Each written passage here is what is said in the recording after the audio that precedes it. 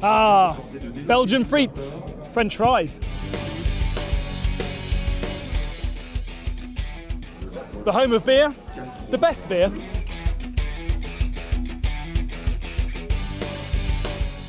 And waffles.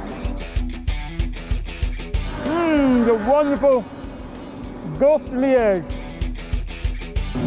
Belgium might be famous for these calorific snacks, but it's also famous for the massive Eau Rouge and the total energies 24 hours of Spa.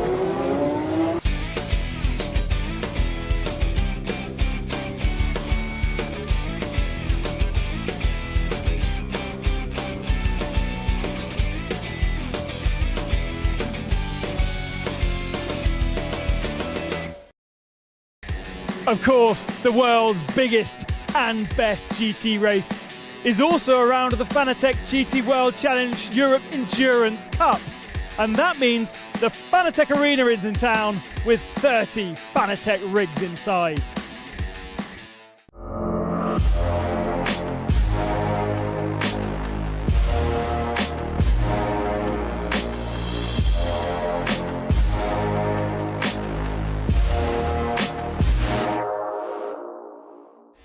After virtual races at Imola and Paul Ricard, Spa marks the halfway point in this second year of the Fanatec Esports GT Pro Series. The real-world track has undergone several changes over the last 12 months, but the sim race will continue to use the original Assetto Corsa Competizione's laser-scanned recreation of its original.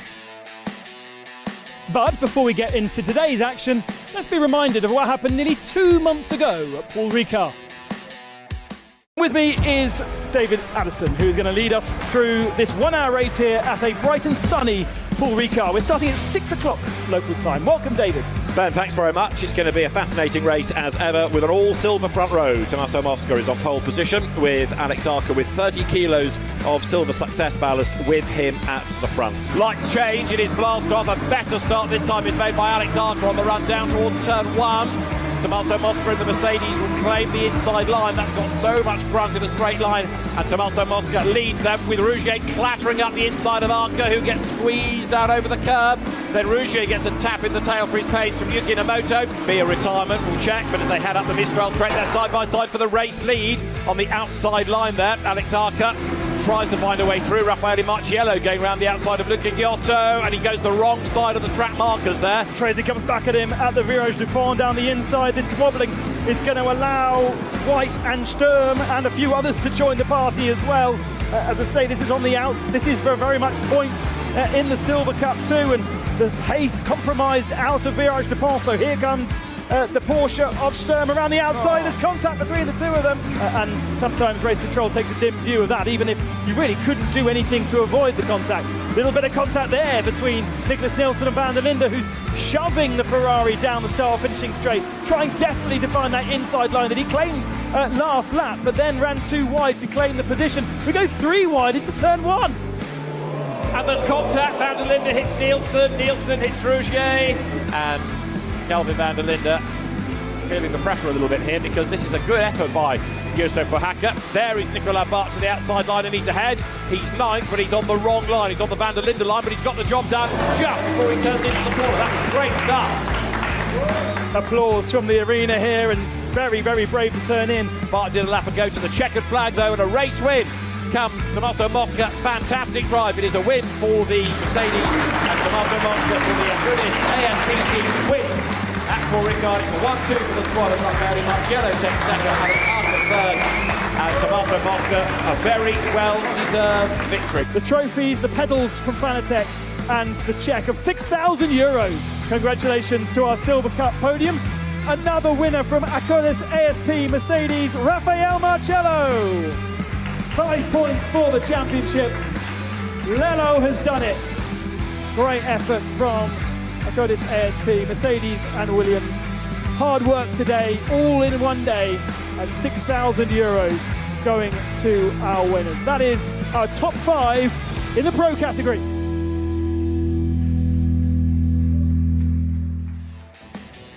Despite Mercedes' domination last time out at Paul Ricard, it's Audi that are atop both the pro and the silver standings. The Attempto Racing 66 leads the Pro Series by a single point over Beach Dean AMR's Nicky Team, with our 2 winners from the first and second round in 3rd and 4th. In the silver class, it's Attempto Racing 99 with a clear advantage over Acodis ASP and Mad Panda. This Total Energies 24 Hours of Spa is so much greater than the 24-hour race on track, or indeed any of the esports program that we put on. It touches all 4 corners of the globe and is a real celebration of motorsports. So we invited our American counterpart, Amanda Busick, to experience the parade in the centre of Spa town. Well, it wouldn't be a proper night out in Spa unless we headed downtown alongside the 24-hour parade that happens here downtown. The energy is electric. You guys can see it, and the action starts right now.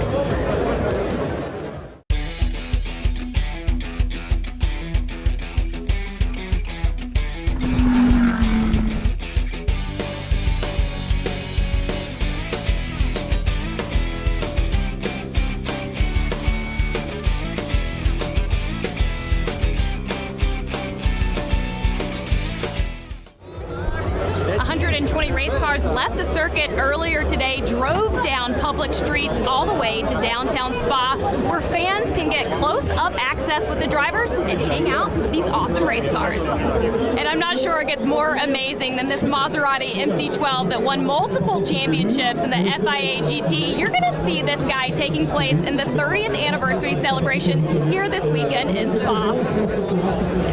And now Mr. SRO himself, Stefan Ratel, and when you look at all the excitement that's going on down here, why does the parade always seem to deliver?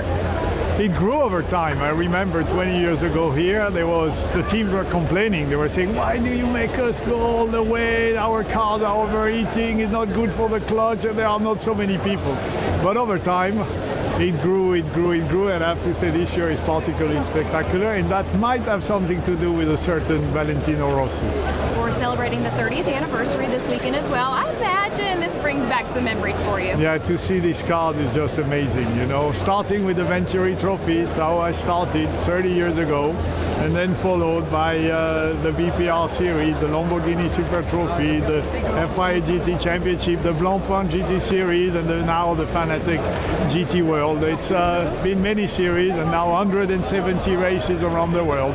We've been a long way. What a turnout. It is clear that the fans have missed the tradition here at the 24 hours the last 2 years we've been off, but now we have an esports race to cover. Back to the Spa paddock into the Fanatec Arena.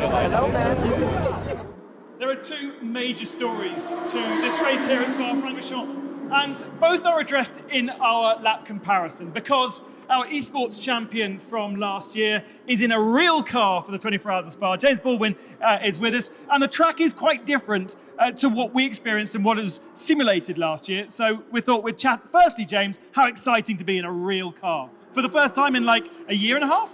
Yeah, a year and a half. It's crazy, mate, honestly. And there's no running, like there's no practice. So in a minute I've got practice, like half an hour, and then qualifying. So like straight into the deep end, but it is what it is, and it's going to be good fun. How much has the sim racing, has the laps on ACC helped you prepare for those crucial half an hour's worth of practice you've got? A lot. I mean, it's all I've got. You know, I can't, what else can I do? So I can't go testing or anything like that. So I think it's worked well. The 2-day test last month went really well. I've been doing a lot of ACC obviously in 2021 and this year, so it's good. Yeah, very much. The reason why Fanatec are here, to blur the lines between virtual and real, and James is that blurry line. Let's have a look at this Spa-Francorchamps circuit. This, of course, is the simulated version from a couple of years ago. There's been a lot of changes here at Spa, not to the white lines, crucially, but certainly to the furniture around the track, James. Through the bus stop chicane, it's a nice and slow end to the lap. Yeah. But things change as we go into the first corner. Yeah, I mean, I wouldn't say the first corner's like changed at Spa, for what I know anyway, but it's very similar in the game to how it is in real life, I think. Like you want to brake in a straight line, and it's all about the exit, because you've got a straight and then you've got an almost flat corner in Eau Rouge coming straight after, so the exit's so important. The barriers on the left-hand side have been moved back for 2022. Gives you a different sight line for Eau Rouge and Radion, and I think this feels different to how it did before.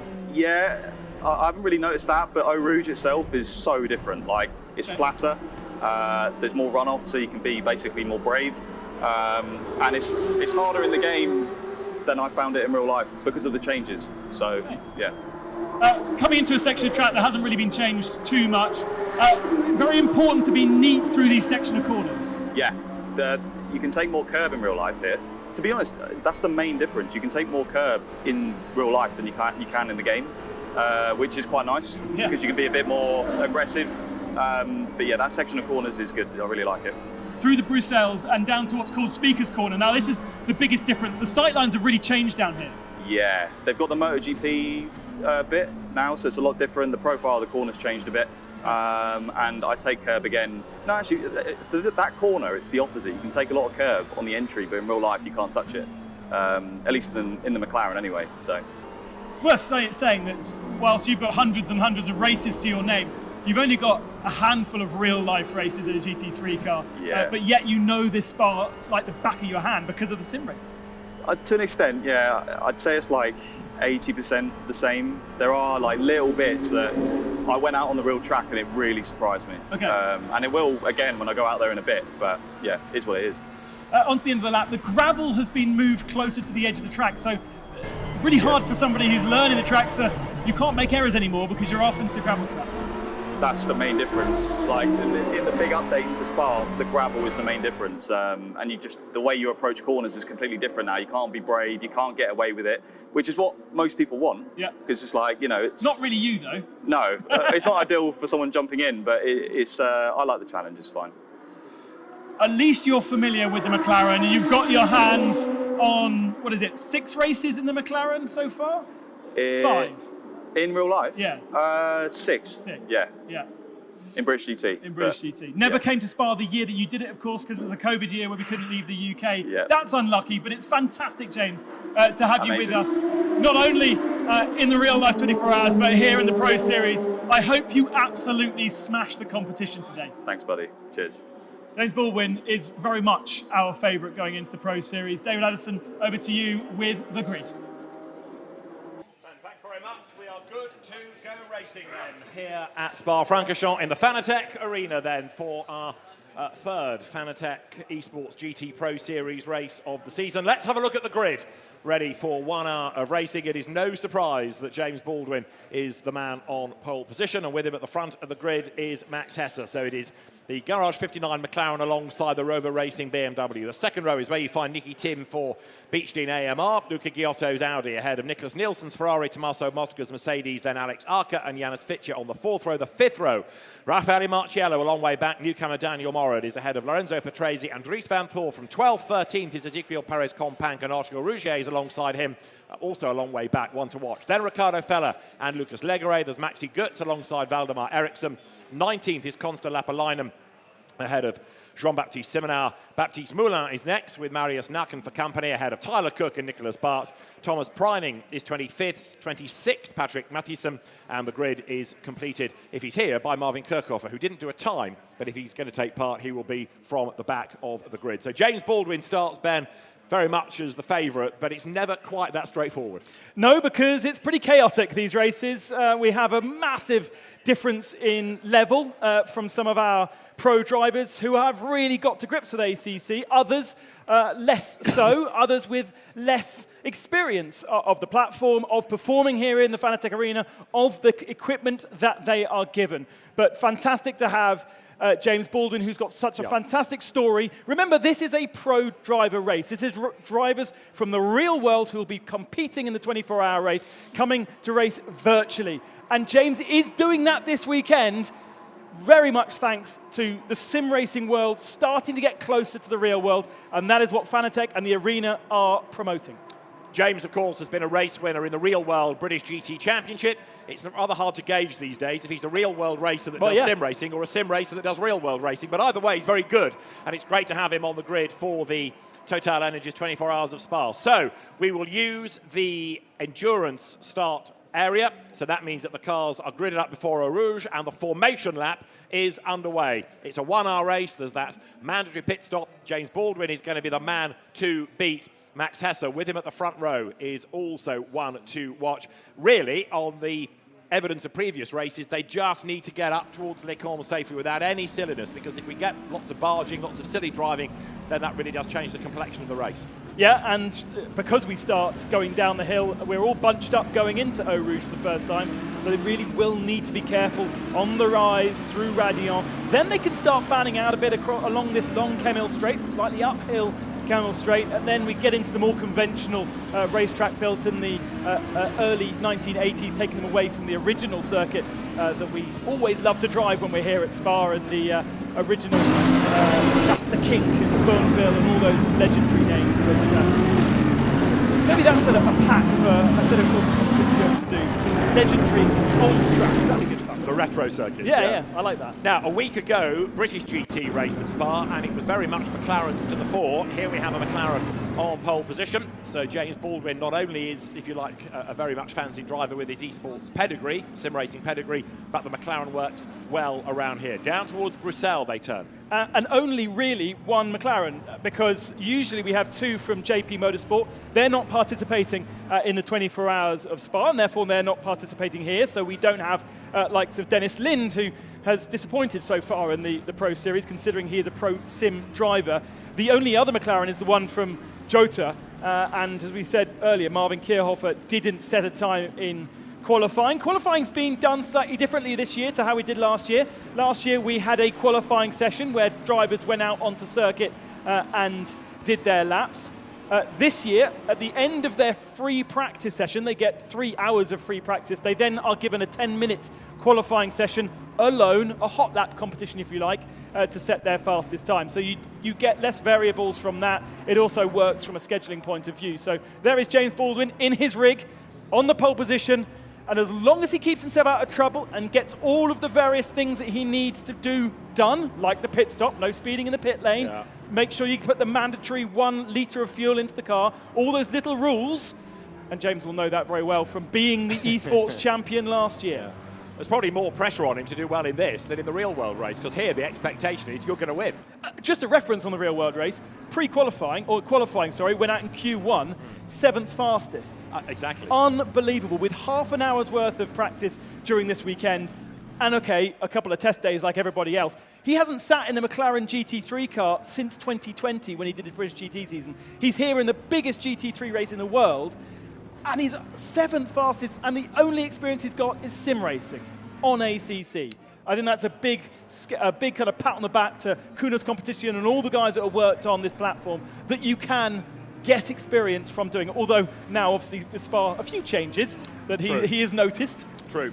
Bear in mind that the pro cars didn't go out in Q1, though, so there was a smaller field to be 7th within, but even so, the lap time was a very, very good one indeed. You're absolutely right, so hat tip to him. Right, let's go racing, everybody. Our 3rd race of this year's Fanatec Esports GT Pro Series. The cars make their way down towards the chicane, then into the right, into the left, and then they will go towards La Source, drop downhill, and we will be underway. The game's set at 6:29, so we'd be about an hour and a half getting on for 2 hours into the race, so the temperature will be dropping in real world terms. Out of the chicane they come up past the F1 pits over the timing line that's used for the real world race. So that first lap of the real world race, always, of course, that little bit shorter because they start downhill, but the lap is counted as ending as they come over the line. It doesn't count for the fastest lap of the race purposes, but out of La Source, then the speed will build. Alongside him, by the way, Max Hasser. We haven't seen Hasser in the Pro Series this year. It's been Niels Verhagen who's been part of the BMW squad. They've all got equal experience in terms of sim racing. Might not necessarily have equal experience in the Pro Series arena, but they've still got Nils Naujoks helping out that team, and Hesse showing that he can be just as equal to Verhagen. They scored a win in round 1. They were heavy in round 2, therefore didn't score any points, but they're right up there in the championship. And remember, the 66 car has a different driver in it as well for a Tempto, and so they could well find themselves at top of the standings. So we are just about set. The lights go green. We go racing. Good start by James Baldwin then to lead the pack downhill towards Eau Rouge for the first time. 1 car, 2 wheels on the grass in the background as they sweep uphill for the first time. It's Baldwin from Hesse. Nicky Team is 3rd then in the Aston Martin. Others get forced out wide, but so far so good. Everybody has just avoided big drama. And Nicky Team almost shoveling Max Hesse up towards Les Combes. He could barely be any closer. Aston Martin goes to the outside line. Max Hesse defends the inside as they break for the corner now. And Hesse stays ahead. Team is right there behind him in 3rd place. 4th, it is going to be Luca Giotto in the Audi, but James Baldwin trying to get away. He's already, 2-3 lengths to the good And we may have a drive-through penalty for him. It flashed up on the screen as though he had jumped the start. Automatically the game decided that.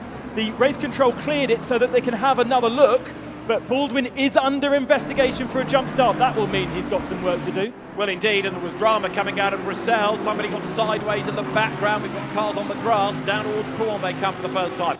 So Baldwin now needs to build this gap just in case there is any penalty heading his way. Hesse is second. In third place his team. And then in fourth place, Nicholas Nielsen ahead of Tommaso Mosca, who was the winner out of the Silver Cup, but he won outright, don't forget, at Paul Ricard. Through on the inside line goes Nicky Tim. He's done it going into the pit path. The Aston Martin goes second ahead of the BMW. Mercedes being bullied all over the place. We've seen Perez Compact dropping out through the field. Thomas Mosca's been put to the outside and lost 3 positions through the first part of Fagnes. There's more jostling going on through the corner. I like to call Stabilo, which is not called Stabilo anymore, but it should be called Stabilo. And there was more changes there. So that's Giotto getting himself up ahead of Alex Acker, who got knocked down 2 positions. So number 12, Lucky Giotto, then makes his way up towards Blanchimont, ready to end the lap. The race leader, James Baldwin, is getting away, way out wide there, though. Goes number 11, Lorenzo Petresi in the Audi. The trees are all by car collection entry, breaks late and almost, yes, into the back of Raffaele Marciano. Just a little bit of a kiss between those two, then 3 wide. And in the middle of all of that, look, the Mercedes gets a big, big squeeze. Janus Fittke gets away with it, but they're still with their elbows out as they come up towards the line. So, James Baldwin leads by 1.5 seconds already. Lorenzo Petresi, son of Riccardo Petresi, spinner there for the WRT machine of Dries van Thor, and Arthur Rouget's round as well. It's just not gone well for Rouget this year. Our champion last year has found himself facing the wrong direction and is going to have huge work to do in that Lamborghini now.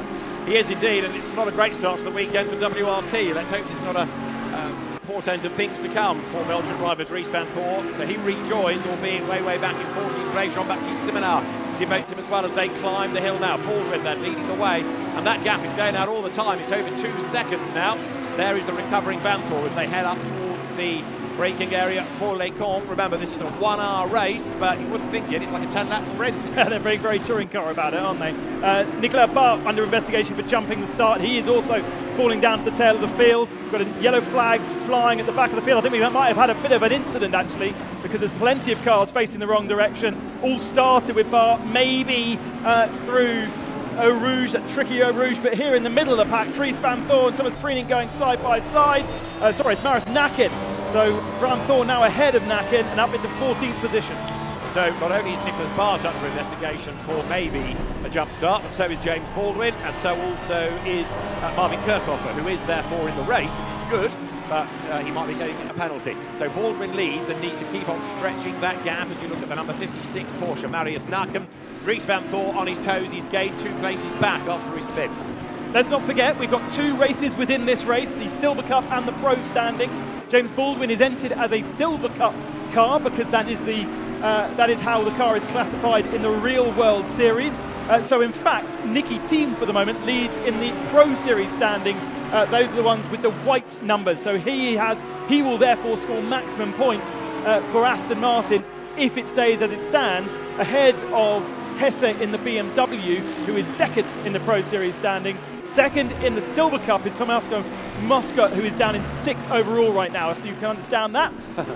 And way out wide there was Maxi Gertz, so that could be a track limit drama. Certainly if he does it more than once at Blanchimont. Here, look, Van Thor having cleared Simonauer, he's also got himself back up past Larkin, and he's away and gone. So Dries van Thor is fighting back. Of course, he didn't qualify that well. So the pace of that Audi is a bit of an unknown, really. Baldwin's advantage now 2.2 seconds. He's on another fastest lap of the race. Nicky Thiem getting away in turn from 3rd place man Max Hesse, and Hesse, for my money, there he is, falling into the clutches of a rather wayward Nicholas Nielsen, the Real World 24 Hours winner last year, and behind him is Luca Giotto staying with him. Let's not forget that ACC has a really good track limits system. If you do benefit from dropping 4 wheels off the circuit, then you can find yourself with a penalty, but the in-game systems work out if you've gained an advantage or not. So it's not like other platforms where as soon as you drop 4 wheels off the circuit, boom, track limits infringement. The game works out if you've done or gained an advantage. So obviously there for Nicholas Nielsen, the game decided he hadn't on this particular occasion. Nicolas Bart has been given a drive-through penalty for being out of position at the start of the race. for the moment, no news on the other two. All right, so Baldwin is still leading and he's still trying to build that margin. Other lap times are coming down. And now maybe Nicholas Nielsen is one to watch against Max Hesse. You can see how much closer he has got. So the BMW qualified well, but its race pace isn't quite as good as anticipated, as hoped. And so here you go with third, fourth and fifth absolutely together now. Max Hesse with Nicholas Nielsen and then Luca Giotto, third, fourth, fifth. They're running as one battle pack.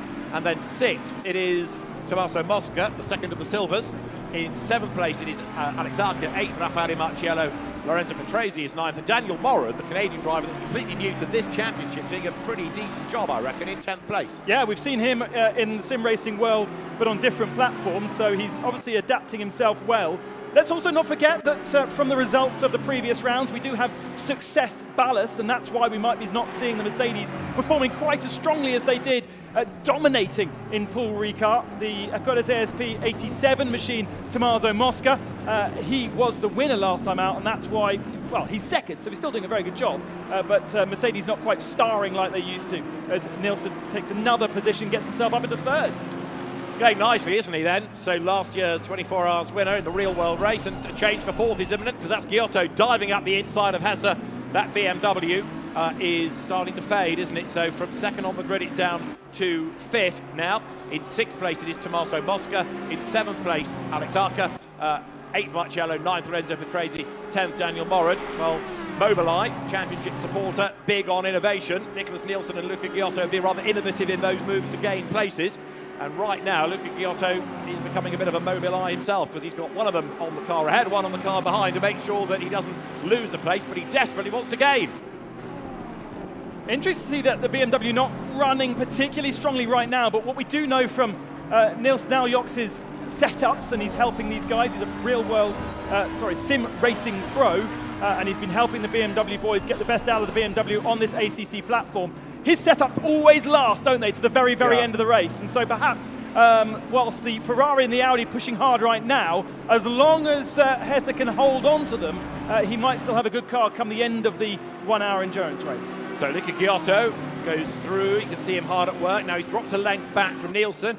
Hesse, though, is not falling away, but now Mosca, look, in the Mercedes, second of the Silvers to James Baldwin, is closing back up. No further action against James Baldwin for the start, incidentally, so that's fine. He's 2.7 seconds ahead, and interestingly, it's sort of plateaued now. He's not gone scarpering off into the distance. Nicky Thiem doing a fantastic, fantastic job.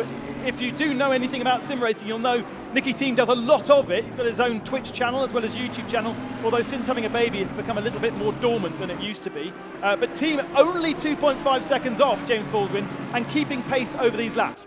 I'm sure James is not on a qualifying lap every lap.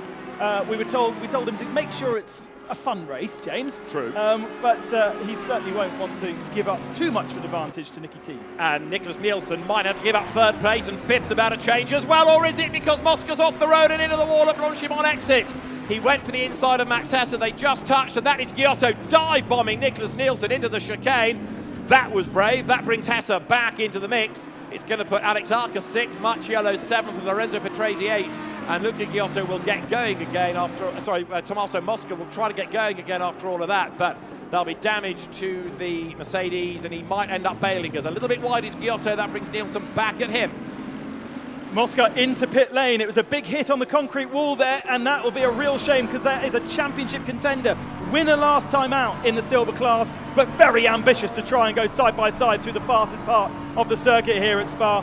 Blanchimont, if you try and pinch through there, and you obviously have traction control turned down to as minimum as possible to try and maximise the performance of the car, it does tend to swap ends on you, and there might have been a little bit of contact side by side between the two of them, but ultimately both should have realised it was not on. We've had it in the real world already today, haven't we, at that part of the circuit, with an impact in the GT4 qualifying session, so it can bite in sim racing or real racing. James Baldwin leading them by 3 seconds. Having said he wasn't pulling away, he is doing a little bit more now. He's sort of responding to our urges. Nicky Thiem, in turn, has got something like 6 seconds in hand over Giotto. But look now, Giotto getting away as Hesse is coming back at Nicholas Nielsen. As we said, that BMW is certainly going to have a good setup. There is Max Hesse looking pretty chill. Had Nilverhagen helping him out quite a lot with those 3 BMW Junior drivers, always as one. I fear over the years to come whether we will be able to ever separate them. You know, they do seem to just operate as one unit and move around the paddocks as one unit. But as we said, it's been Neil Verhagen who did rounds 1 and 2. Won round 1 by a country mile, but the weight in round 2 really punished that car. Now Hesse has taken up the mantle.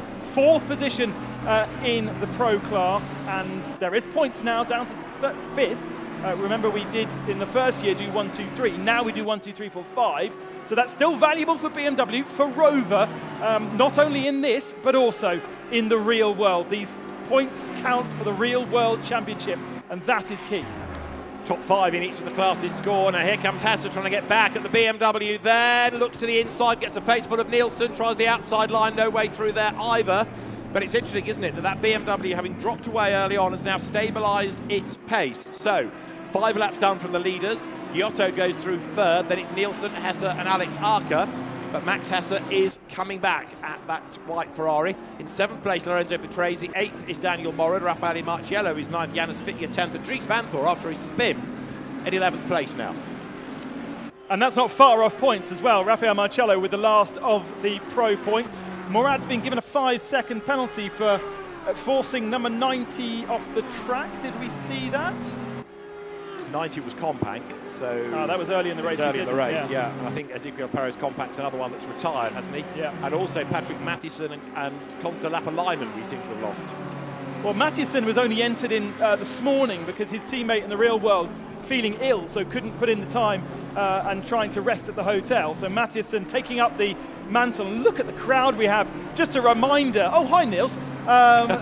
Just a reminder that we are in the paddock here at Spa, in a purpose-built Fanatec arena, and the crowd is absolutely full of both VIPs, dads. Yep, there is Riccardo Petresi watching on. Nice to have you with us, Riccardo. Massively keen on watching everybody else do what they do and take notes for Lorenzo. Can we have a Sim Racing Masters Championship next year? We can get Riccardo and John Watson on the same grid. Daniel Morin then with that 5 seconds. If we can get John Watson into a simulator... you'll eat your something, your chapeau. Right, Daniel Morin's penalty, as you say, 5 seconds. That's going to drop him unless he can get away from Raffaele Marciello. You're riding on board with Alex Arca, who is in 6th place, and he's inching up onto the back of Max Hesse. So we've had the first quarter of an hour pretty much elapsed. As out wide there, look, goes the Porsche of Marius Narken. That brings the recovering Arthur Rougier back into the mix, up the inside line. But Narken tries to brake late for the piff-paff, can't do it. Rougier clears him, gains a place, now goes 15th. Rougier, winner of the championship last year, 3 points from the last round, so 3rd in the Pro Series, but no points from the first round, and not the domination that we had in the previous rounds. Just a reminder, we are the midpoint of the season here at Spas. We've still got 2 more races. Hockenheim is the next venue, but will not be the next track. Stand by for news on that one, and then we'll finish the season at Barcelona, both at and on. Now, Patrick Mattison disqualified, just to go back to him, so we'll find out for why. James Baldwin still leads outright, and of course is the leading Silver. We could be in the situation here of having 2 outright wins from Silver Cup cars come the end of this, and he's now 3.2 seconds ahead of Nicky Tim. Luca Giotto is 3rd in this Fanatec Esports GT Pro Series 3rd round, supported by Mobileye. Big enthusiastic backers of esports activity, whether it's in this championship or indeed, of course, sponsoring cars within the other regional championships that we have within SRO. And entering Luca Losso into our pro race tomorrow night. This SRO night race will bring together the best sim races in the world, minus James Baldwin. Because he'll be a bit busy in a real world race. He really should be on that grid, but we'll have everybody else that we've only ever seen racing online over the last couple of years on the SRO Esports. They will be coming on site here at Spa and participating, and you'll be able to catch that local time 9 o'clock. If you're coming to the track, you can come and have a watch inside the arena. You can even try and qualify. You'd be brave, but we will be streaming that live at 9 o'clock during the race. So you'll be able to switch between the real one with David and the virtual one with me. Right, okay. Other beer-free options available. Downhill. I think there's about 10 or 11 streams that you can switch between as well if you want to, Don't baffle me. You have done by talking about Twitch already. 6 laps are in the book. Baldwin to Team, 3.5 seconds. But now Nicky Tim to Luca Giotto, 7.5. So he's really getting away up front. Where's the next battle going to come from? Well, it's looking as though it's Arca versus Hesse now, doesn't it, for 5th place? And Giotto's got a 5-second penalty. I'm not sure we covered that one off. No. And that is for contact with Tommaso Mosca. So they obviously deemed that side-by-side contact was the fault of Giotto. He probably will establish himself a 5-second gap over the field if things stay as they are right now, so it shouldn't be too bad for him. But yes, that's hanging over him, and you can see that on the graphics.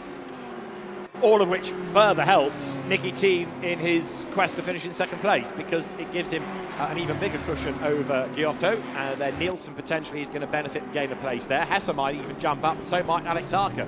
So Giotto is going to try and press on now and clear that, and that's a penalty added at the end of the race, or can he take that in the pits? He can cover it off in the pits once we get the pit lane window open, because actually we haven't really discussed that yet. We do have to do a pit stop. You have to put 1 litre of fuel in to register the pit stop. You obviously have to make sure that you do not speed in the pit lane, and you complete all the other things that you need to do.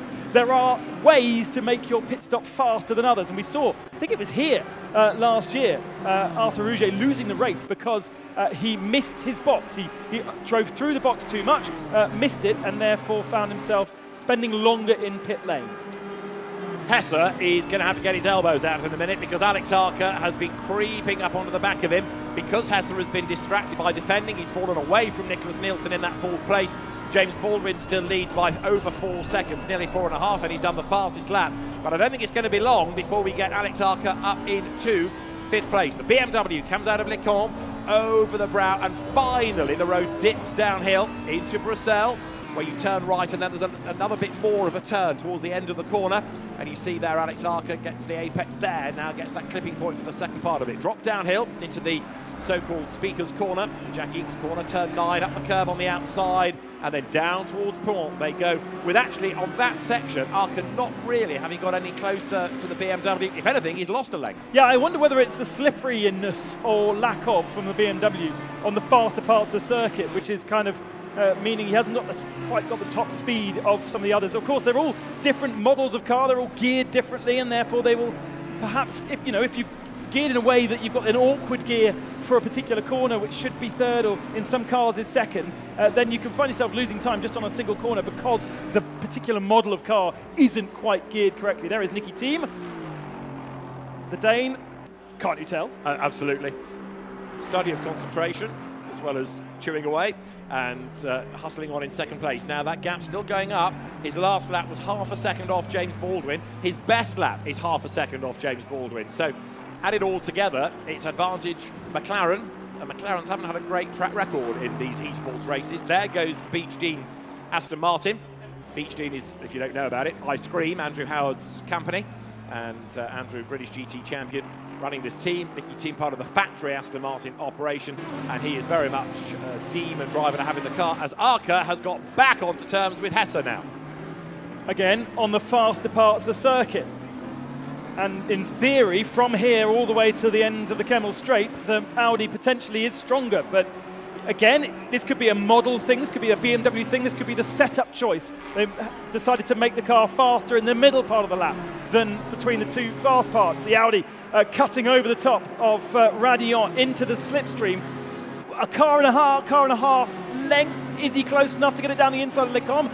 And if he does so, what will happen through the rest of the lap? Good battle going on here as well, because Jean-Baptiste Simonau has got Valdemar Eriksson right up behind him. That's the Gulf liveried Rofco Audi of Simonau, the former Porsche one-make star. And ex-single-seater gun Valdemar Eriksson up behind him, and then catching the pair of them is the recovering Arthur Rouget. Another big name a long way back, only 17th, that's last but one, it's Maxi Goetz. But up front, Baldwin now nearly 5 seconds to the good over team, who is 8 seconds clear of Giotto. And we're about a third of the way through this race as the cars drop down to Bruxelles here in this battle pack for 13th, 14th, 15th places. I can tell you, Acker didn't get past Hesse at the end of the lap. There's still a half a second difference between the two of them, as is the gap between Morad and Patrese. We've got 18 cars still running, which means we've not lost too many from our field of what can be up to 30. We've got 30 rigs in the arena, but we had 29 entries and then 2 cars not participating in the 24-hour race, so they can't participate with us, JP Motorsport, and therefore that's down to 27 starters. I've got to say, Daniel Morad is doing a decent job, because he's new to this championship. He's new to World Challenge Europe and thrown into the esports environment in number 777 Mercedes. Yes, he's got that 5-second penalty, but he's staying up there. He's in 7th place, and actually, to the eye, looks like he might be getting closer to Alex Arca. Last time around, his lap was 6/10 quicker than that of the Audi. So, okay, on the one hand, he's got his penalty to overcome, but the pace is good, and he's becoming a bit more of a factor. There he is, look, catching Arca, who's catching Hesse. Nice little pack. Obviously, Hesse is a little bit of a cork in the bottle in certain parts of the track, but in the parts that matter, and he's able to get his elbows out, he's able to hold on to that position. So there is the line of cars forming behind Hesse. We, 3-4 laps ago said that he was getting back up to Nielsen. Forget that, because now Nielsen is 4 seconds to the good.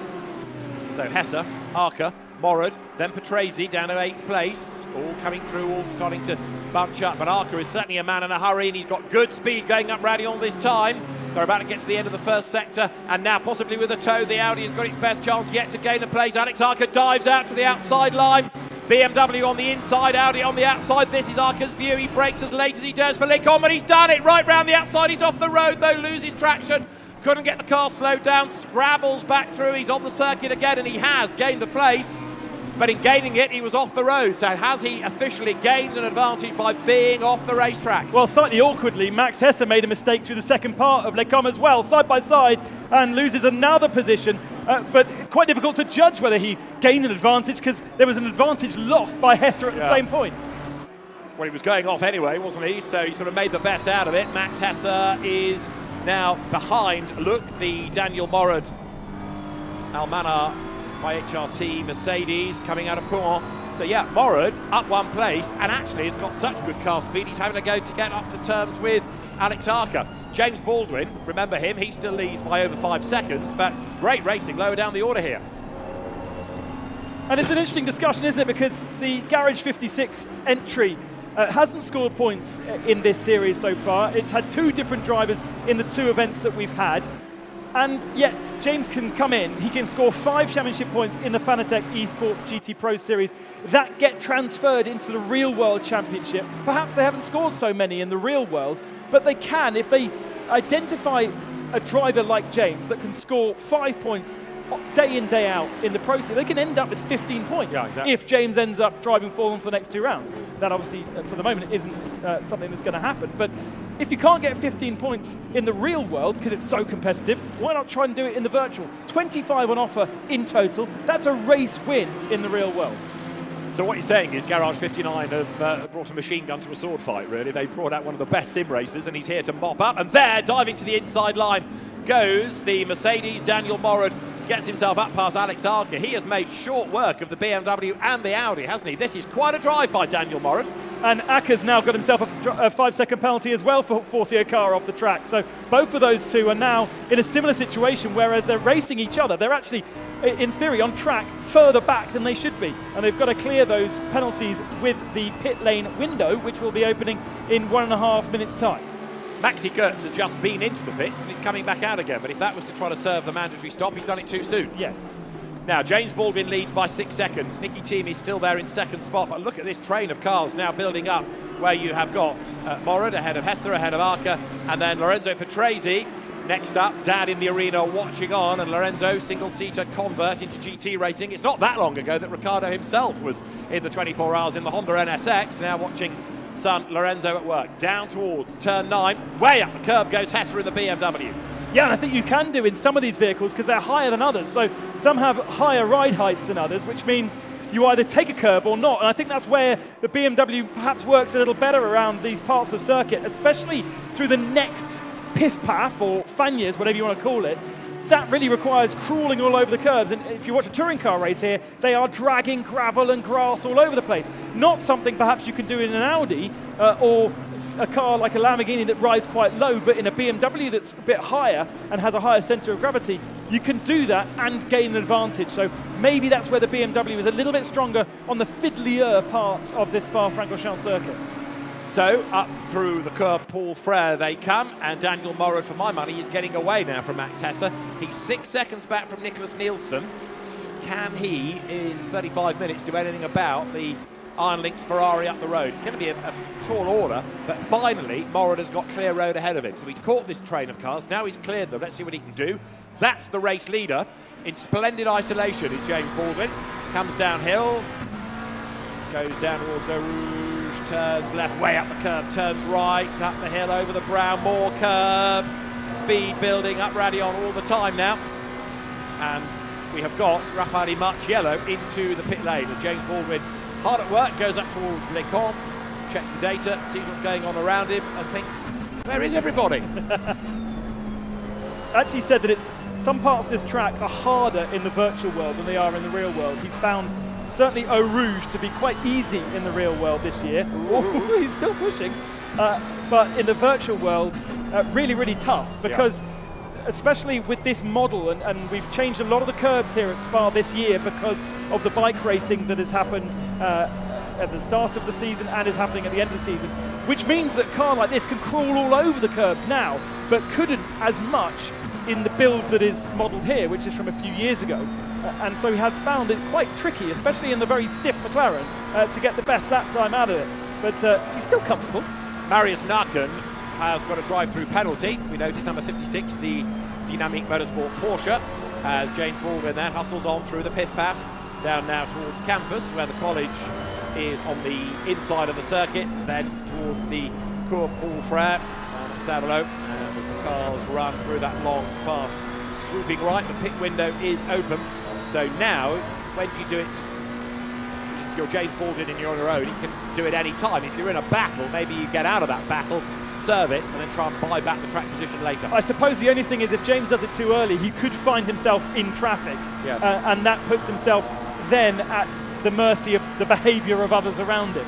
So perhaps James should be waiting until most people have done it, and then he's got clear track to do it himself. It is going to really mix up that battle that we saw behind Luca Giotto, though, because they're all quite close. They've got penalties to serve as well, and so we're going to see a very different character to the second half of the top 10 once all the penalties and the pit stops are served.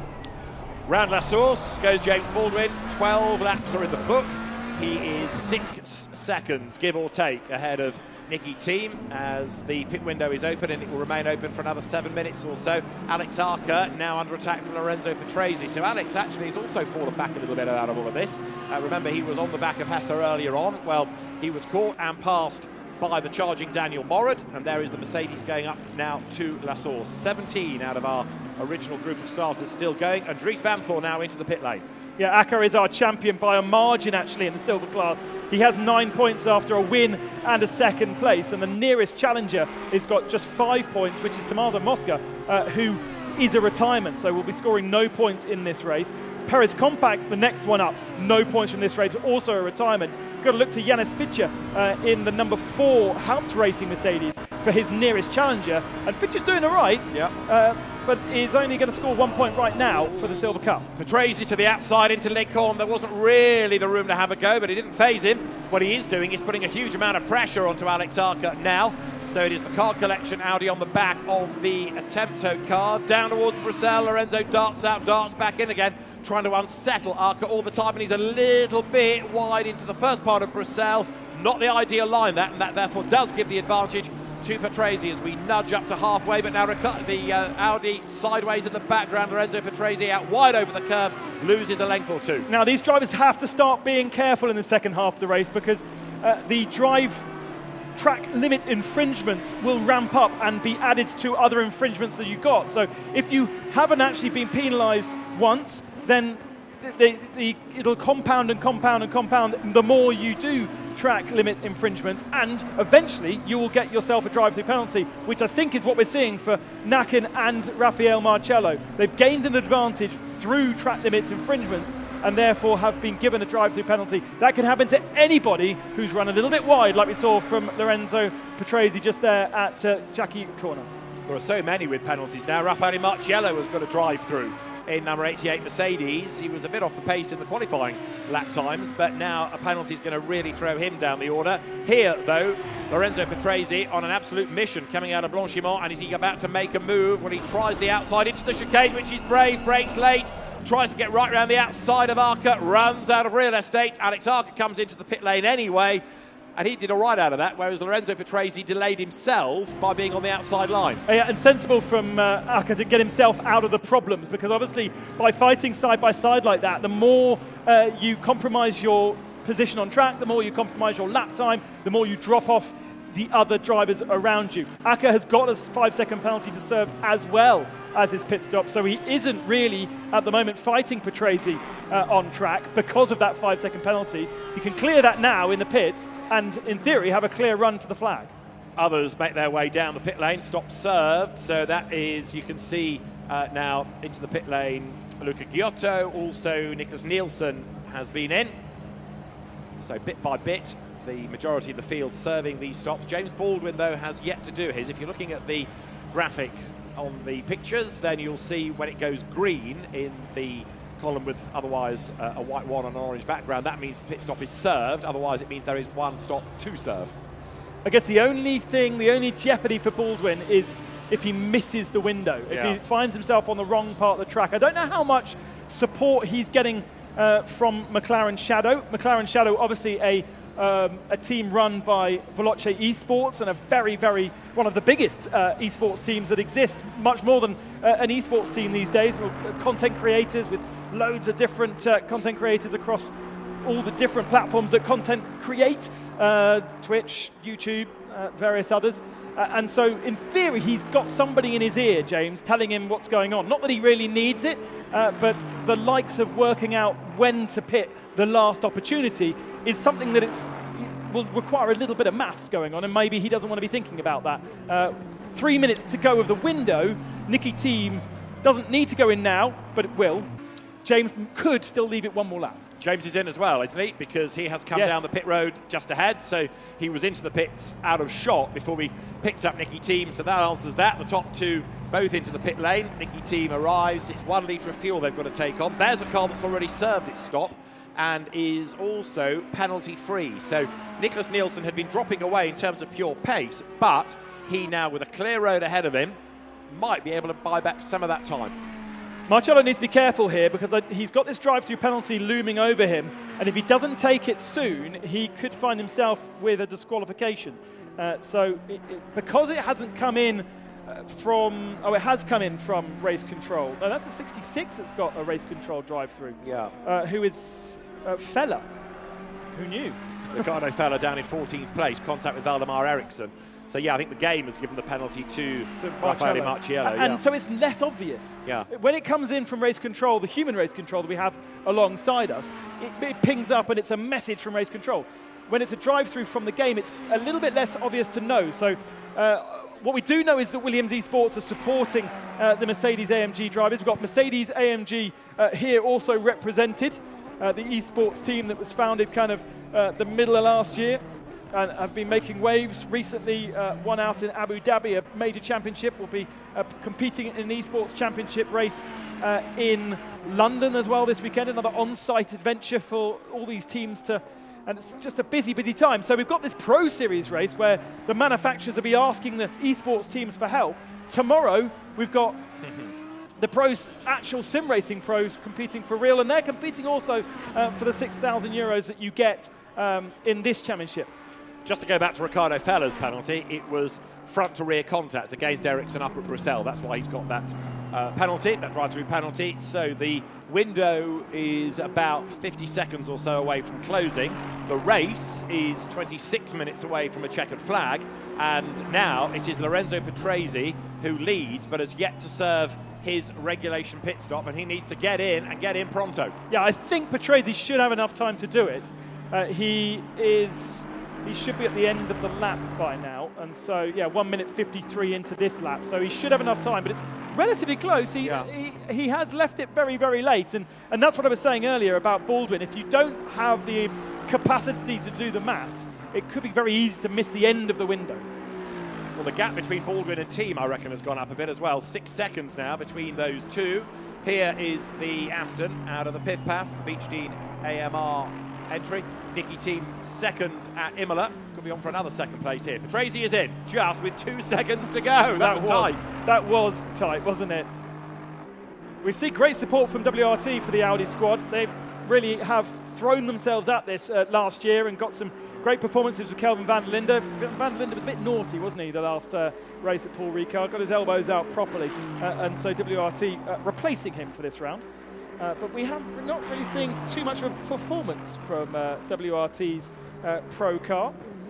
Dries van Thor, 8th position, but that's only a single point. Yeah, he's chipped away. Of course, as you made the point earlier on, Ben, it's points in the class, not overall, so it sounds slightly better for him.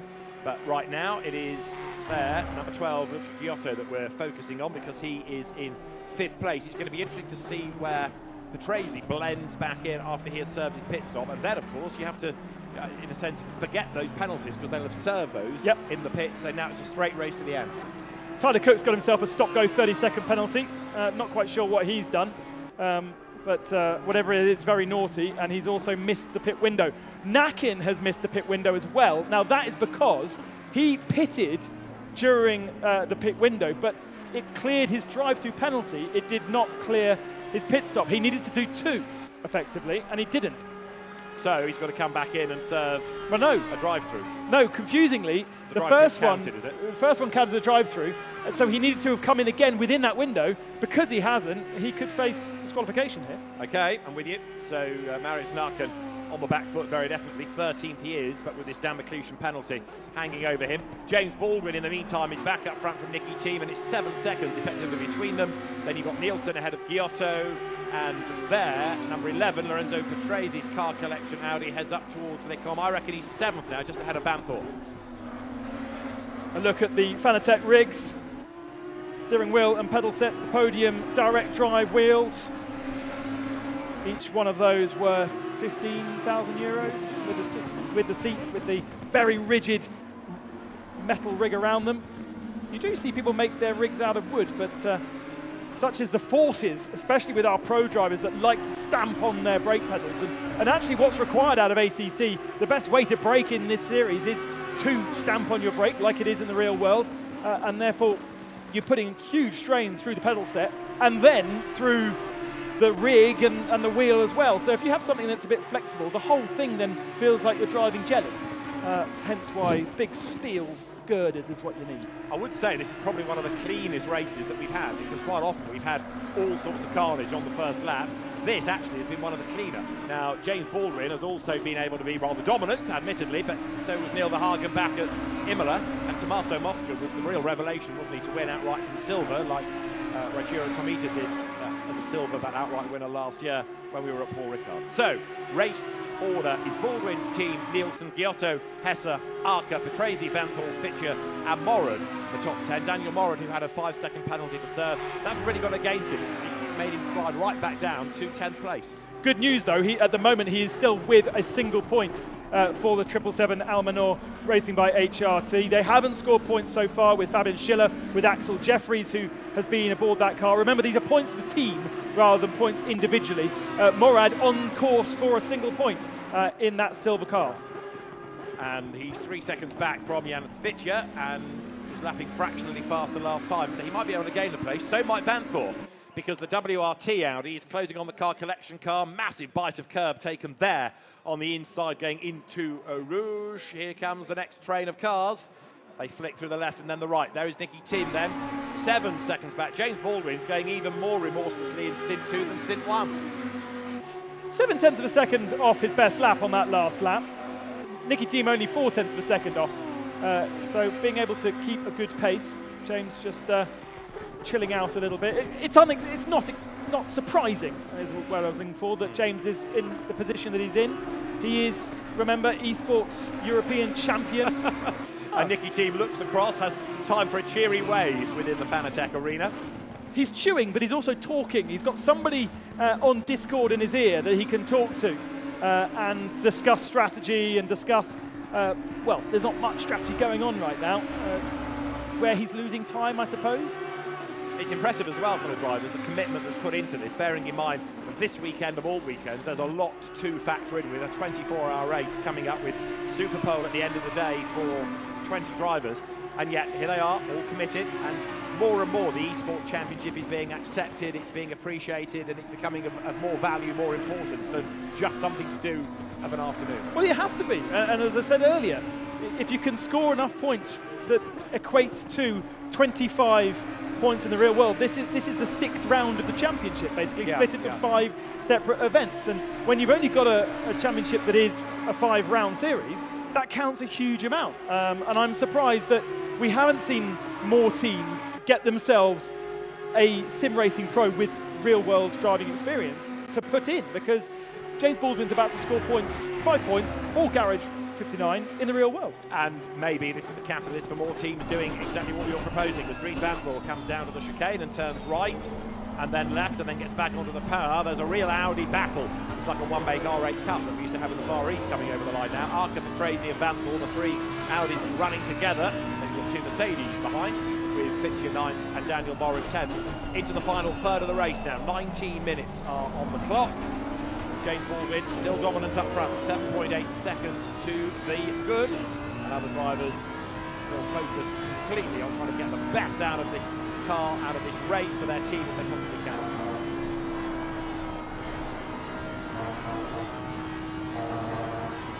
So in 8th place, Dries Van Voor, he hustles on and into the corner he will be in a moment. In number 32 Audi, 6th gear.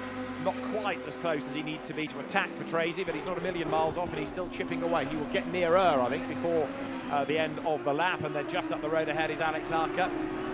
So Max Hesse down in 5th, and Nielsen, of course, in 3rd. Now, what are his lap times like relative to team? Not quite as quick, is he? He's not being able to catch. One of the other things that we are hosting this weekend here in the Fanatec Arena is also a conference with some of our esports partners. We're looking forward to learning about the future of esports racing, thanks to Mobileye, thanks to Fanatec. The AK Esports will also be talking regarding sim racing, and we will be putting that conference up online for you to watch in the future. It won't be live streamed because there's just too many live streams, but we will be posting that in the future, as well, of course, as our night race with our Esports Pro races at 9 o'clock local time. The 24-hour itself, the real world race, kicking off 4:45 local time. So pretty much a full day's worth of action on Sunday for you to enjoy. No esports to get in the way there. And the 24 hours itself is going to be absolutely full of drama across Pro, Pro-Am, the Silver Cup, the Gold Cup. It's not only a round of the Fanatec GT World Challenge Europe powered by AWS Endurance Cup. It is also part of Intercontinental GT Challenge powered by Pirelli, and the real world race, of course, scores points at 6 and 12 hours, as well as the 24. So in a sense, you've got 3 races, certainly 3 point scoring opportunities within that alone. Plus, for the teams, this hour of action. 16 and 3/4 minutes are to go.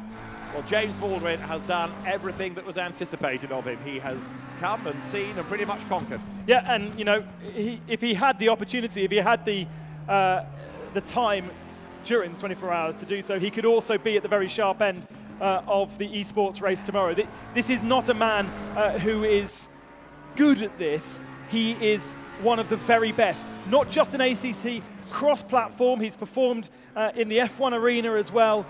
He is the champion of the world's fastest gamer, the 2nd series of that. That's the reason why he got himself into a real-world McLaren GT3 car in the first place, because his prize was originally to race in the European Endurance Cup.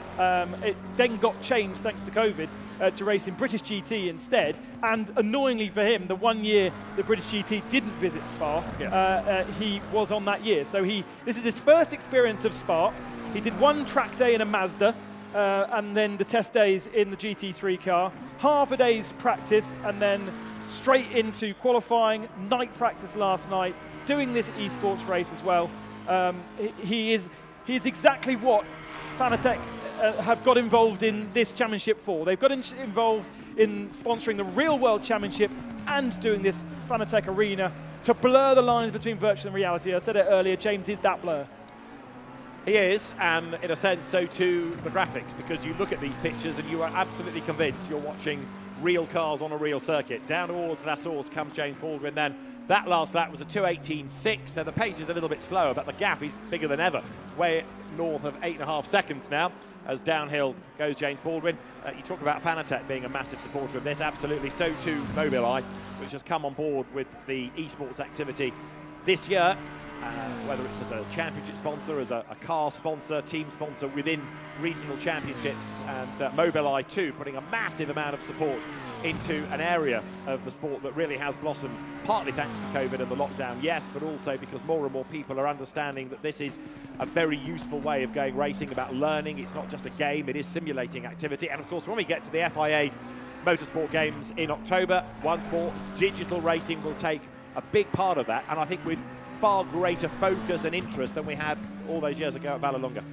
Yes, because we'll be using a simulation rather than a game. In the first iteration, it was very much an arcade game, and moving across to ACC means we are into simulation. The other thing to consider also is the next round of the championship. I mentioned it a little bit earlier. We will be in Hockenheim, right. You and I. Yes. Unfortunately, however, that's the first time that the SRO Championship has visited Hockenheim for a while, and therefore Hockenheim is one of few tracks that is not yet laser scanned. And so we've just had a massive release on ACC for the American tracks. You can now race around COTA, for instance, and also Indianapolis. Looks fantastic, the Indianapolis circuit. So fans of the American series now have tracks that they can play with. But unfortunately, Hockenheim was not in that release because it's not in America. And therefore, we are going to have to vote for the track that we'll be performing on for the next round of our Pro Series. We don't know what it's going to be, but there will be a public vote. Excellent. So it could be a German circuit, it could be completely random, it could be a real challenge. We'll find out. Of the tracks that you know of, what would you choose? I would like to see Suzuka. Ah, good. That's what the boss said. Okay. And I didn't know that. So having been there recently, I think it's a great old school circuit, a bit like Spa. You can see many similarities, believe it or not, between the two. So yeah, I put a vote in for Suzuka. Now Dries Van Voor is putting in a vote to get 7th place, but he's still just over a second back from Lorenzo Petresi, tantalisingly out of range. But he is lapping quicker. Last time he was 2/10 better. If he carries on like that, giving 2 or 3 more laps, he'll be that little bit nearer once again, and it'll start to become a real threat. 12.5 minutes are on the clock yet.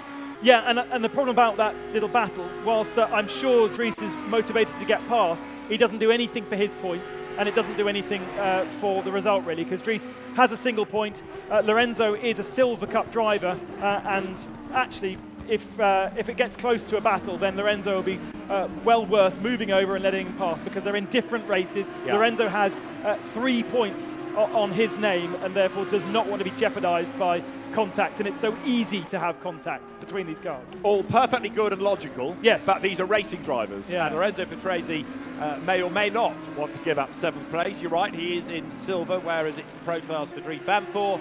Yes, they're both Audi drivers, and yes, that gap's come down to 7/10 of a second, but it could well be a proper fight, this, with 11 3/4 minutes still on the clock as the cars make that climb once more up Raidillon.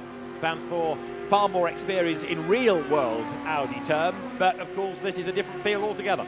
And also, the one thing that plays to our advantage is we've got 2 teams here. We've got Car Collection by Trezor and then Team WRT. So at least they're not teammates, which would make it even more kind of fair between the 2 of them. But certainly the pace is looking good from Van Voor. He is closing it down right now.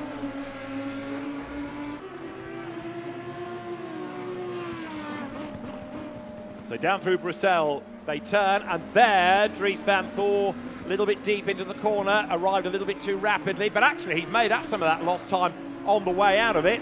Now, we mentioned earlier on about innovation, which is all part of Mobileye's makeup, and I think it's going to have to be a very innovative Dries Van Voor now in terms of a move to get the place, because Lorenzo Petresi is looking pretty solid right now. And for the moment, we'll stay on that podium position if he doesn't fight this too hard. That's my logical brain talking again. The other thing to be concerned with, Van Voor off track again on that last lap, and if you do that too dramatically, the game will give you a drive-through penalty. So these drivers, at the moment, we've not got too much close contact battling between them, but if somebody decides to go off track too much because they're pushing too hard unnecessarily, we could see a change with a drive-through, but this is closer than it's ever been, isn't it, David? It is. 10 minutes are on the clock, so this is becoming of increased importance for Dries van Voorven as he comes up towards Blanchimont. Could he get up to and then clear Patrese? There's Arca 2 seconds up the road as well, but it's becoming really tough. These are very, very evenly matched cars. The balance of performance works just as in the real world as it does in the sim game here. So through right, through left at the chicane, down to first gear, trying to get the drive out of the corner. Van Voor is on the power. The gap to the eye is down. It's down a half a second. 4/10 now as he comes over the stripe up towards La Source, but Dries van Voor is not quite close enough to dive up the inside into the right-hander. He's got to sit tight and think about where he can do it. Patrese's pace on that last lap at 21.3. That compares to 18s that Baldwin and Team are doing at the head of the field. That just shows the pace that Nicky Team and Baldwin are placing on this race. There's a second then difference between Nielsen and Giotto, third and fourth. They're in the 90s. But then the rest of the field in the 21s on the last lap at least, and so the field spread is quite large. Big respect to Rafael Marcello actually. He's out of the points. He's in sixth position, in that class. So not scoring points right now. If Dries does cause issue here, then yes, maybe Marcello could score points, but he's been way out of it for the whole race. And for many of our drivers, we see them bailing out. There's a nose. And that's Van Voor on Patrese, and that's a move, and that's a place gain. So Dries van Voor has done it. He has gone 7th, and boy, has he worked hard for that. Lap after lap, he's found a 10th here, a 10th there. Finally, he got the run coming out of Les Cornes. He has gone through, and that's another example, as you were just saying, about people not giving up. Nice, clean move, and relatively easy, perhaps. I think perhaps Patrese has been listening to our wise words. It is hard work and hot work in this arena. Not quite as hot as Paul Ricard, where outside was hot and then the air conditioning failed. But it is still, I did about half an hour last night, and it really does, it is a workout, even if you don't come away with your arms aching and all the rest of it. But whilst you were running the track, I thought I'd get my heart rate up by doing a few laps on the sim. So you did it virtually in a car, and I did it in the real world on my feet. With your leg. Oh, yeah, okay. So that's Nicky Team, who is 10 seconds back from James Baldwin. Nicky, of course, okay, he'll be frustrated not to have won, but he will win his class, and therefore it's maximum points for the team. Do you know what? Nicky would be well proud of this. I think to be within 10 seconds of James Baldwin, regardless of whether James is pushing or not, Nicky's an avid sim racer and loves it and has plenty of experience and you know, plenty of banter with the likes of James Baldwin, who is also a bit of a content creator himself. And there is lots of virtual banter that goes on between these top-end guys. Jimmy, what's his face? Broadbent, Jimmy Broadbent is why the name was coming out of my mouth. There's lots of back and forth between Team and Broadbent over the years. And so for him to see this result, I think he'd be quite proud of his result. And especially knowing that the Aston Martin also isn't the strongest vehicle to run in ACC. So downhill goes Nicky Team, and okay, 11 seconds is that margin, but a class win, and in turn he's 18 seconds up the road from Nicholas Nielsen. So it's been a very good, solid drive by Nicky Team, and it's one of those races where if you discount the man that was dominant up front, it was a good result for him, but he's going to win his class, and that's important for Beach Dean AMR within the championship. Now let's have a look at Nicky Team again. And moreover, I think it will put him at the head of the championship for the Pro Series, because Attempto have got no points. And Attempto were the car that was a single point ahead. So Beach Team will be looking good for a decent chunk of points for their real-world campaign. So the bearded Nicky Team then works away in the wheel of the Aston. Whatever chewing gum he's got, he made last for the best part of an hour. He's still chewing as he comes then now out of the Cours Paul Frere up towards Blanchimont. And Nicky Team having to settle for second place, no question about it, but as we make the point, maximum points within the pro class. Now, the race has got, how long on the clock? 6 minutes, so we're going to get 4 laps maybe out of this. Maybe 5, let's see. Out of the chicane comes the Aston. James Baldwin long gone, 11.8, 11.7 seconds as the timing kicks in. Through goes the Aston. And as you look down into the arena, you can see the different shots on people's screens reflecting where they are, and a number of those with the AK graphic on it, meaning the drivers have retired and bailed. Headed back to their garages. So out of Radion comes the charging James Baldwin. 12 seconds to the good. He is making this look very comfortable indeed. I want to see whether James will do a little push, how much tyres he's got left, and whether we'll see just a one or two last laps. Just go. This is what I could have done, boys. 18.0 isn't too shabby at all in terms of his lap. But I wonder whether, with the fuel at its lowest, because of course they have to start the car with a full tank of fuel. There's no refueling in the middle of the race. I wonder whether we might just see a little Nilsen Naujoks styly. I could have gone this fast. Yeah, just to really rub your noses in it. Well, let's see. James, he's only over there. You can go and have a word with him if you want. Tap into his Discord channel. Down towards Caen he comes. So his last lap was 0.6 off his earlier best. He's got 4 3/4 minutes to go. On the one hand, yes, he would like to prove just how quick he can be. Could he get below a 2.18? The only person into the 2.17s discussed. What he doesn't want to do is bin it. So the car of James Baldwin comes out of the piff-paff. In the qualifying session, they were in the low 2.16s. So it's been a slower race pace. But if we could get a 2.17 out of him before the end, that really would be impressive, wouldn't it? And weight does make a big difference. So in qualifying, 10-minute session, they would have fueled just for those 10 minutes, and with a full tank of 1 hour worth of fuel, and different tyre pressures because you need to make the tyres last the whole race rather than a 10-minute session. That's where the big differences come in. So we'll never see them get to a qualifying pace, but he could get relatively close. Either way, for the moment, it's not lap record pace setting from James. Well, there is Nicholas Nielsen, who is going to be third overall and second within Pro. Yeah, and Ferrari obviously will be bringing their world champion here tomorrow, David Tinitza, to race in the night race with all of our Pro Sim races. And Nielsen's been very, very strong in the Ferrari. It's never necessarily the best car to have at certain tracks, but he's always been getting points here and there. This year, though, only managing to get 1 point. So this is a good haul of points to put him right up the order in our Esports Championship. Out of the chicane, towards the line comes Nielsen. Behind him is Luca Giotto. Now, what about Giotto's pace here? His last lap actually was slower, but to the eye, deceptive there. It looks like the Audi was coming back at the Ferrari. 3 minutes are on the clock, so I reckon 2 more laps of the race leader. Ferrari looking strong in the real world as well, aren't they, for the Super Pole later on this evening. Make sure you tune in to our various channels for that one. Always great to see the best drivers in the world in GT3 pushing at their hardest. And with hopefully a relatively clean track, they don't have to worry about traffic. The Super Pole thing has come and gone over the years, but it's certainly something that seems to be in favour at the moment, giving the opportunity to really see cars at their fastest. Yeah, and it's a focus for the Friday for the GT3 cars, isn't it? Because otherwise there's, lots of support race running, but not much for the GT3, the Fanatec GT real world cars to do. So it's another draw for the fans, and it's another headline to shout on the Saturday morning, the morning of the race. Nicholas Nielsen down towards Bruxelles. So second in class, he's 4 seconds to the good compared to Luca Giotto. That's Alex Arca, who is going to be second of the silvers, and third silver, Lorenzo Petresi. So, yes, I do mean Alex Arca as a silver, don't I? And he will come then now down through Bruxelles.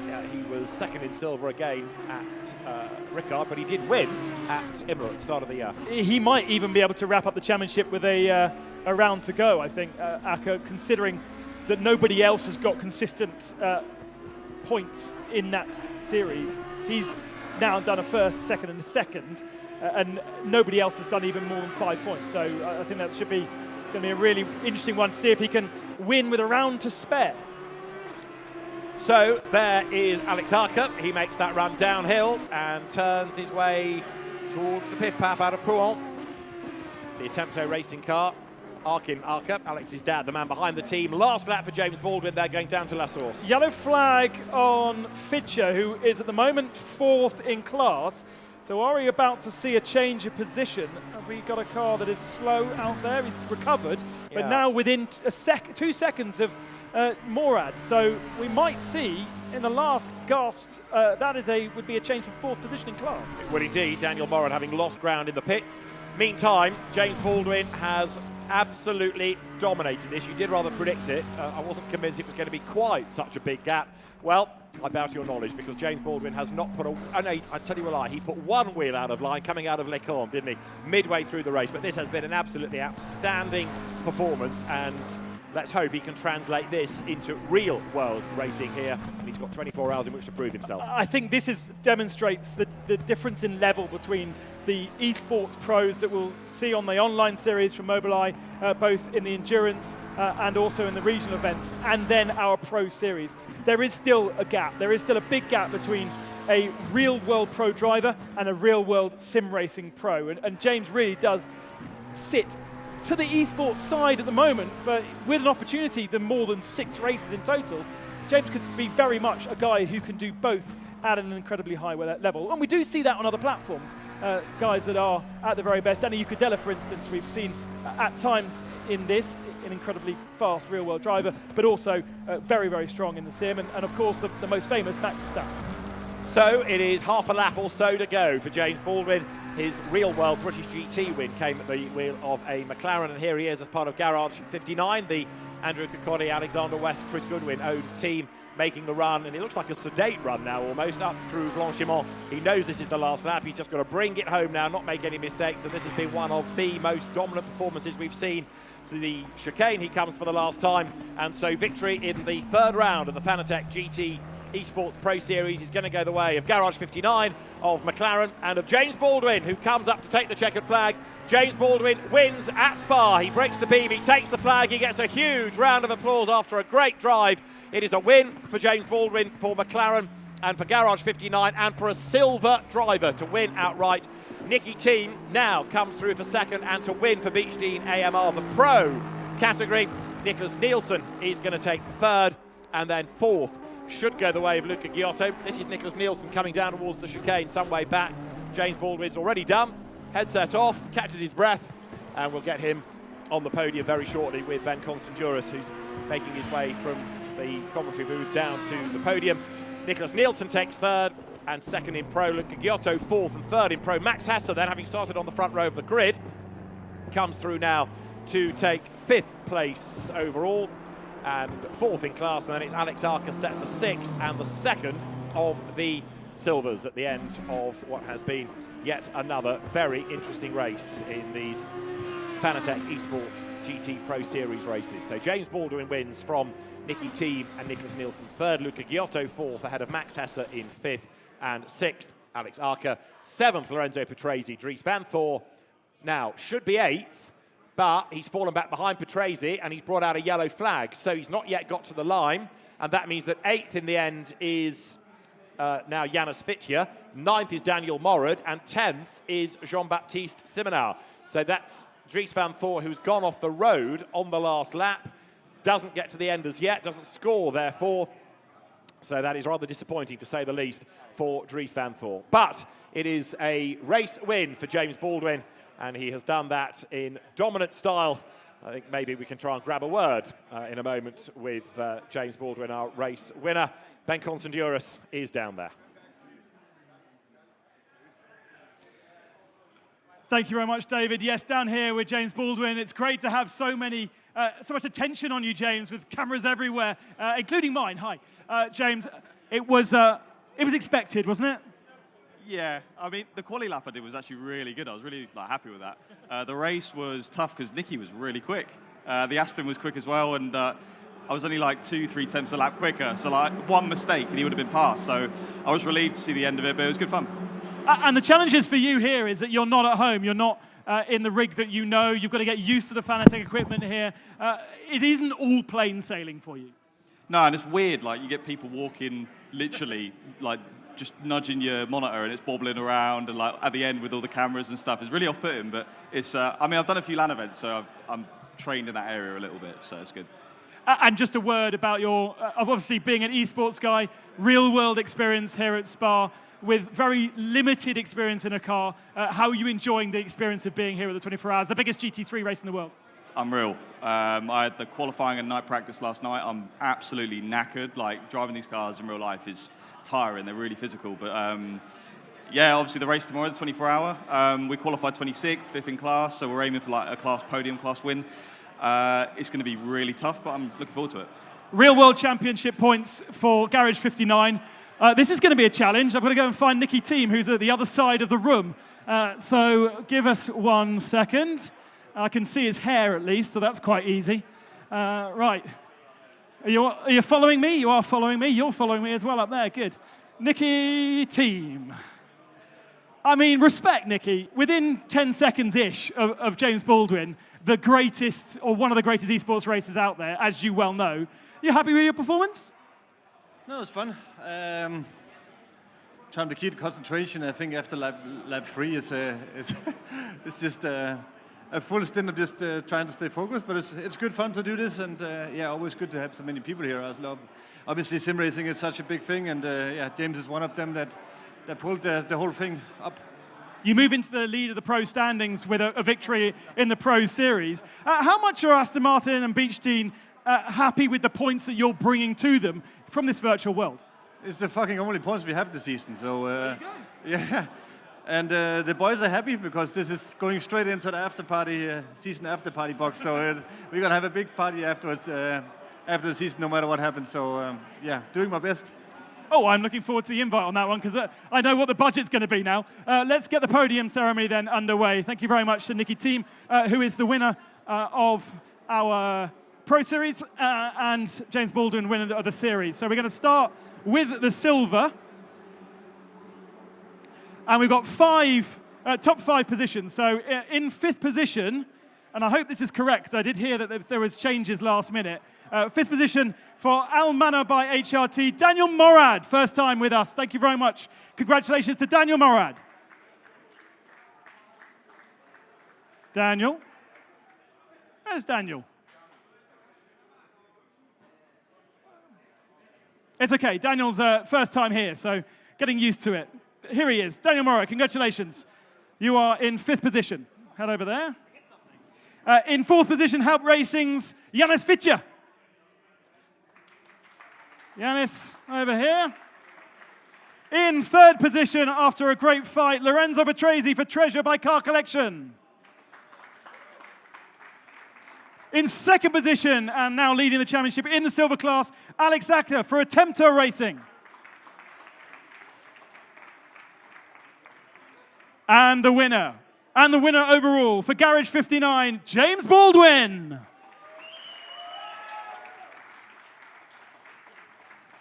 Absolutely starring performance, as you would expect from an esports pro, but great to have James representing the blend between pro and esports and real.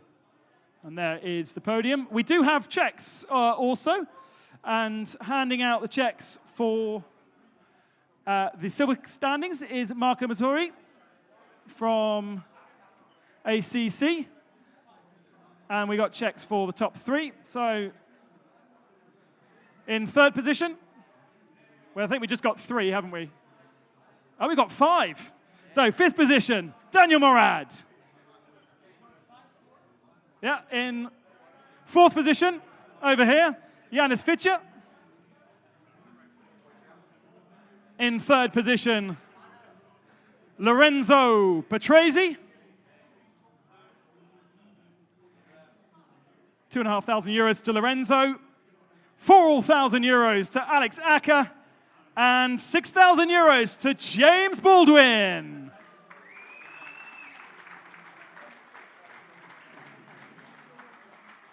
And that is the podium for the Silver Cup. Congratulations. Make sure all the photos are done. Everybody happy? Okay. Okay, let's move on then to the Pro Series.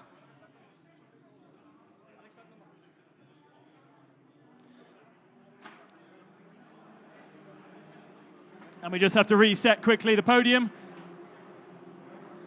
and get a top 5 in the Pro Series underway then. So in 5th position, Dries. I heard that you'd spun off for the last lap, Dries, but good. I'm glad you're still in 5th position. For WRT. In 4th position, representing Rover Racing, Max Hesse. 3rd position for Audi Sport Team Treasure, Luca Giotto. In 2nd position for Iron Lynx, Nicholas Nielsen. And representing Beechstein AMR, the winner, Nicky Team.